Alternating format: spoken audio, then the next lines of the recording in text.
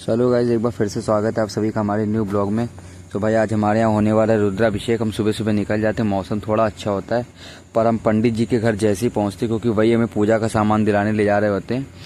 अब पंडित जी के घर जैसे पहुँचते हम दोनों लोग साथ में निकलते, बारिश देखिए कितनी झमाझम शुरू हो जाती है गाइज। हम पूरी तरह से देखिए भीग जाते हैं, सर पे पन्नी भी बांधी होती है ताकि बिल्कुल सर मेरा गीला ना हो, हमको बीमारी ना हो, कोई प्रॉब्लम ना हो। गाइस ये देखिए हमारे यहाँ कानपुर में गोविंद नगर की हालत देखिए, कितनी झमाझम पानी भरा है। और पानी भाई रात से बरस रहा, तो सुबह देखिए सुबह तक का पूरा तालाब भर चुका है भाई एकदम। ये हमारे यहाँ के कानपुर के हालात तो भाई कभी नहीं सुधर सकते। ये नगर निगम तो हमारा भाई बहुत अच्छा है, ये कभी भी हमारे हालात नहीं सुधार सकता भाई। ये देखिए कितना दूर दूर तक का आप पानी देख रहे होंगे भाई, झमाझम पानी भरा भाई, निकलने तक की जगह नहीं। हम लोग खुद फंसे हुए कि हम लोग सोचो कैसे निकले वहाँ से। सो गाइस इस बारिश वाले दलदल से तो निकल के हम लोग पहुँच जाते गौशाला मंडी, जहाँ पे आज फूलों के रेट भाई थोड़े से डाउन होते हैं, क्योंकि भाई सावन का जो समय है, सावन के समय वैसे तो फूल महंगे होते हैं, पर बारिश के कारण ये थोड़ा सा रेट डाउन हो जाते हैं। तो हम दो चार जगह फ्लावर्स वगैरह पता करते हैं जो हम लोग को लेना होता है रुद्राभिषेक के लिए प्रॉपर।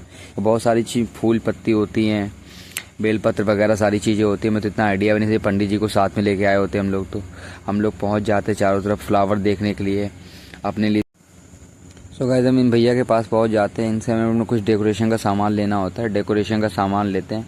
इसके बाद हम पहुंच जाते हैं और भी जगह, थोड़ा फ्लावर्स वगैरह देख लेते हैं, थोड़ा और कम रेट में मिल जाए, तो जिससे हम लोग को कोई दिक्कत ना हो। तो बस थोड़ी देर में हम लोग फिर भाई अपनी फ्लावर्स वगैरह लेके देखिए हम लोग अपने गाड़ी पे लाद लेते हैं, और ये सारी चीज़ें हम लोग परचेज़ करके हम लोग निकल लेते हैं फिर वहाँ से अपने घर की तरफ। बारिश तो रुक चुकी होती है, फाइनली हम लोग अपना सारा सामान ले लिए होते। देखिए हमारे हाथ में कितनी सारी चीज़ें हैं, बेल पर गैस हम लोग सारा सामान लेके हम लोग निकल लेते हैं।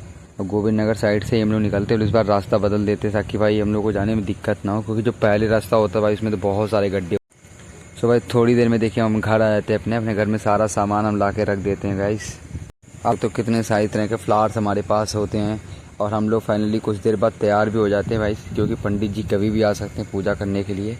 और ये देखिए मेरी वाइफ भी तैयार हो गए, और मैं भी तैयार हो ही जाता हूँ भाई। फाइनली पंडित जी आ ही जाते थोड़ी देर में, और आके पंडित जी बोल देते कि भाई फ्लावर्स को थोड़ा सुखा लो, तो हम लोग फ्लावर्स को सुखाने के लिए रख देते गाइस। और ये देखिए इधर पंडित जी अपना आसन वगैरह लगाना शुरू कर देते हैं, बाबा की पूजा के लिए सारा सामान सेट करना शुरू कर देते हैं। ये देखिए दूसरे पंडित जी मूर्ति बनाने में लग जाते हैं। और ये तो गाइस इधर पंडित जी का काम समाप्त होता है, तो उधर हमारे फूल भी सूख चुके होते हैं। और ये देखिए पंडित जी ने चौक वगैरह नौग्रह और ये सारी चीज़ें बना के तैयार एकदम कर दी हैं भाई। पंडित जी का काम बहुत तेज़ होता है। देखिए जो नए वाले पंडित जी हैं ये थोड़ा सा स्लो होते हैं, बट ये जो पुराने वाले पंडित जी थोड़ा सा देखिए अच्छे होते हैं भाई। देखिए बना लेते हैं अपनी मूर्ति वगैरह, ये सब आप देख सकते हैं कितने बढ़िया तरीके से मूर्ति वगैरह बनाई हुई है इन्होंने।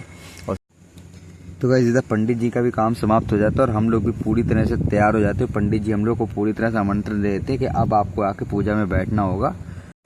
तो भाई फाइनली हम दोनों हस्बैंड और वाइफ हम दोनों लोग पूजा करने के लिए बैठ जाते हैं।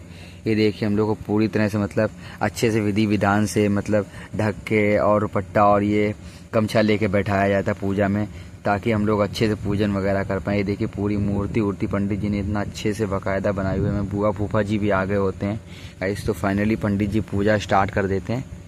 तो देखिए भाई हमारी श्रेया भी पार्टिसिपेट कर ली थी पूजा में, और शंकर जी देखिए हमारे कितने बढ़िया बना के तैयार कर देते हैं। इस रुद्राभिषेक करने का जो टाइम होता है लगभग 5 से 6 घंटे हम लोग को प्रॉपर बैठना पड़ता है पूजा करने के लिए। तो भाई 5-6 घंटे पूजा करने के बाद भाई हम लोग को सारी विधि विधान से लास्ट में हम लोग का आरती का टाइम आ जाता है। तो हम लोग प्रॉपर आरती अटेंड करने लगते हैं, साफ मेरा भाई, मम्मी, बुआ, फूफा जी, पंडित जी, मेरी वाइफ, हम सब लोग अच्छे से आरती करने लगते हैं भगवान की। क्योंकि अब सुबह पूजा समाप्त होने के बाद तो पंडित जी चले जाते हैं, पर हमारी बेटी का और मेरा काम तो भाई ये रहता है कि गाय को रोटी हम लोग को खिलानी होती है। बहुत पूजा समाप्त होने के बाद ये देखिए महादेव जी हमारे अकेले हैं, और इस घर में कोई नहीं है, हम और मेरे महादेव जी हैं। वो हमें आशीर्वाद देने के लिए आए होते हैं, और आशीर्वाद दे के शायद चले जाते हैं। पर भाई सच बताऊं ये रुद्राभिषेक जो था वो हमारे मन को शांति देने वाला रुद्राभिषेक था, क्योंकि हम लोगों ने बहुत समय से सोच के रखा था कि हम रुद्राभिषेक अपने घर में कराएंगे, पर किसी कारण बस हम करा नहीं पा रहे थे। पर इस सावन हम लोगों ने सोच के रखा था, प्रण लेके रखा था कि हम रुद्राभिषेक कराएंगे। मैं और मेरी वाइफ हम लोग बहुत खुश हो रहे होते हैं कि यार हम लोग का हम लोगों ने जो प्रण लिया होता वो सक्सेसफुल हो जाता है। सो गाइस यही आज का हमारा छोटा सा ब्लॉग था, ठीक है। हम लोग अगर जानना चाहते हैं कि हमारा टोटल खर्चा कितना आया तो रुद्राभिषेक कराने में, तो लगभग 7,000 रुपये अप्रॉक्स हमारा खर्चा आया था अप्रॉक्स। पर हम इससे बहुत ज़्यादा खुश होते क्योंकि हम लोगों ने बहुत ज़्यादा भव्य रुद्राभिषेक नहीं कराया था, हम लोगों ने अपने घर में कराया था अच्छे से, पर हम उससे बहुत ज़्यादा खुश थे वो। सो गाइज़ अगर आप भी रुद्राभिषेक कराना चाहते हो तो सावन के इस पावन महीने में रुद्राभिषेक करा सकते हैं। सो गाइज़ आप सभी के ऊपर महादेव की कृपा हमेशा बनी रहे, हमारे ऊपर बनी रहे हमेशा के लिए। सो गाइज़ मिलते हैं अगले ब्लॉग में, तब तक ये ब्लॉग अगर पसंद आया तो चैनल को सब्सक्राइब जरूर कर लीजिएगा और वीडियो को लाइक जरूर कर दीजिएगा। तब